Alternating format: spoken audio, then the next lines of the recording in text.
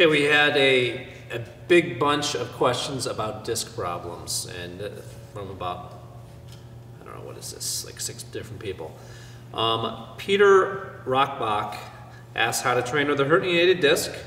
Ines O'Rourke asked how to train with and around disc herniations.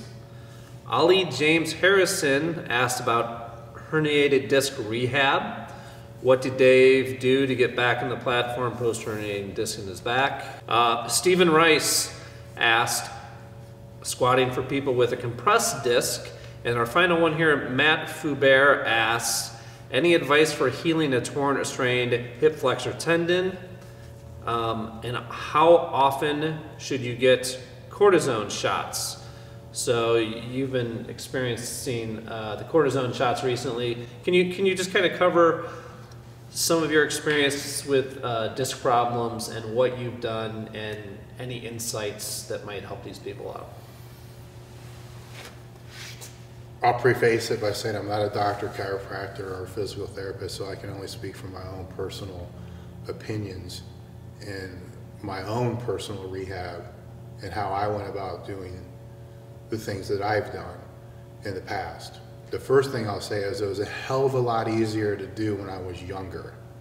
You know, in my 20s and even the early 30s, if I tore a muscle or if, you know, I strained something, or it was easy to be able to come back. You know, you just wrap it up and you keep going, and you find ways to train around and ways to train through injuries. Not that that was the right thing to do. You know, I wouldn't advise it, but it's what I did. And during the years that I competed, I became very, very good at figuring out how to train around and through just about every injury you could possibly imagine, from, you know, torn muscles, torn tendons. The only time I'd ever get anything fixed is if it just wouldn't move. So if a muscle was torn or a tendon was torn and I couldn't move, you know, my limb, then I had a problem. Because if I can't move it, you know, you got to do something to be able to move it. You can't rehab it if you can't move it. So if you got an issue where you can't even move, then you should see a doctor. Even through the injuries that I did train through and around, most of the time, if it was something that I knew was more than just a muscle popping or a muscle tearing or a muscle pulling, like a hamstring or a quad or something of that sort, if there was any question in my mind, I always did go to an orthopedic or a doctor, because the first thing that always went through my mind with anything that I ever pulled or tore was, is this muscle or is this tendon? You know, I have to know that, because that's going to determine how I'm going to go about this. If it's tendon, I'm going to be a hell of a lot slower on how I go about it, because it takes longer for tendons to recover. And if it's also tendons, I've had them rupture. And there's really only one solution to that, and that's reattachment, which is surgery. If it's a muscle strain or muscle pull, there's ways to work around that to be able to keep, you know, moving forward. So that would be the first thing, is determine exactly what the problem is. And I don't mean exactly what the problem is because you got a buddy of a buddy who says that he had the same symptoms and that's what he has. Or because your chiropractor tells you you got a herniated disc, but yet he's done 0, you know, x-rays or MRIs to be able to know. He just knows because it feels like that, you know, or he does some voodoo and all of a sudden you got a herniated disc. Or your back hurts and you think that you have a herniated disc. You have to have physical evidence to support what your injury is. That's another important thing, especially if you're asking somebody for rehab advice. How did I go through a lot of the things? I trained around them and I trained through them, and I made sure that everything that I did was under the eye of, you know, whatever doctor I was seeing at the time. They didn't always agree with what I was doing and was saying that what I was doing would probably create more damage in the future, but let me know what that, you got to find somebody good, because if you find somebody good, they're going to know that you're going to do, you're going to, no matter what they say, you're still going to train.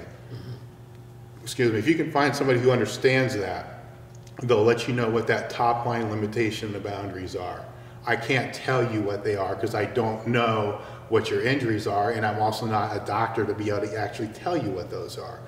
But if you can find that person that can tell you those, then you can play in that range to be able to still make it to the meet.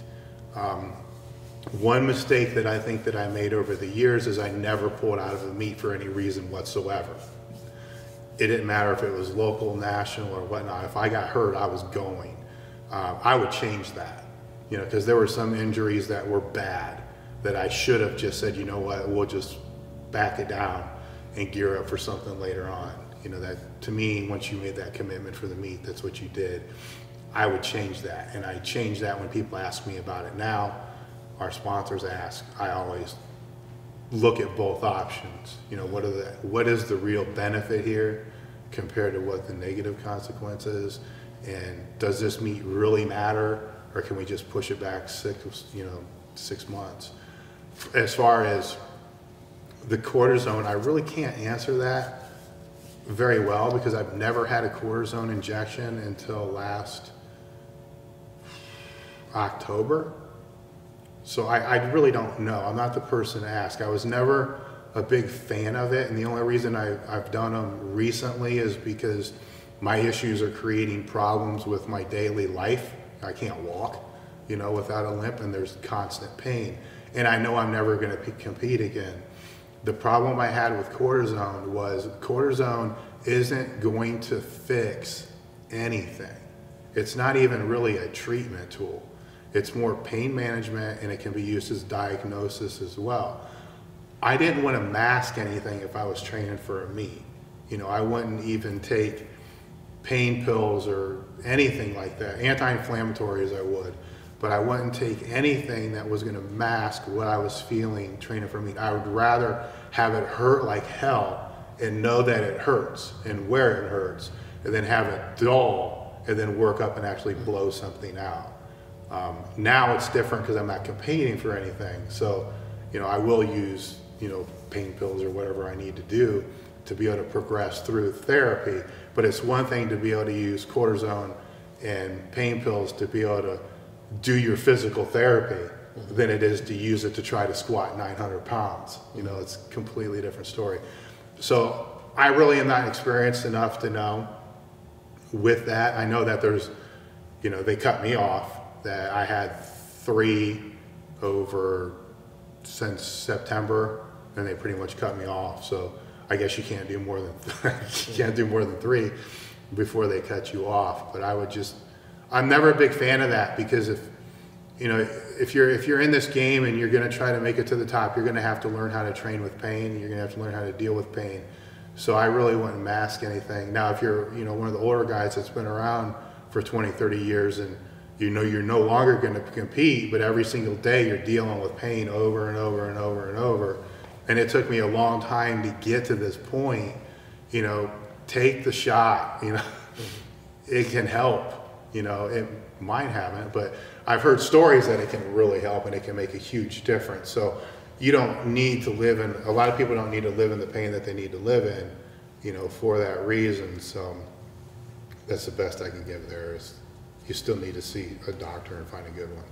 Okay. Good luck with you guys on your issues.